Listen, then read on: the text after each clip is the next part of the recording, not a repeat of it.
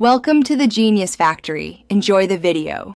You'll start by making sure the SQL Server service is running and TCP/IP is enabled. Once done, open SSMS and confirm the exact instance name and authentication type you'll use. Next, create or note a SQL login with proper database permissions so Visual Studio can authenticate. Finally, switch to Visual Studio and open Server Explorer. Select Add Connection now so you can enter the same server details you confirmed in SSMS and proceed without delays. You'll now configure the connection inside Visual Studio. Choose Microsoft SQL Server, SQL Client, as the data source, and type the server name exactly as in SSMS, including instance if needed.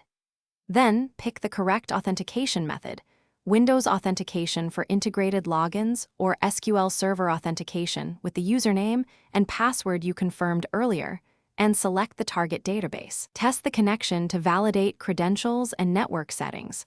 Once the test succeeds, add it to Server Explorer so your project can use it. Finish by using Server Explorer to browse schemas, run a quick query, or drag a table into a designer. This confirms read/write access.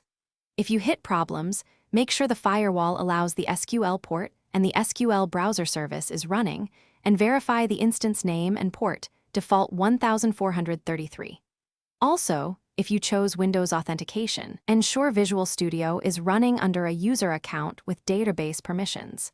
If authentication still fails, recreate the SQL login and retest the connection. Thanks for watching. If you found this helpful, don't forget to like and subscribe.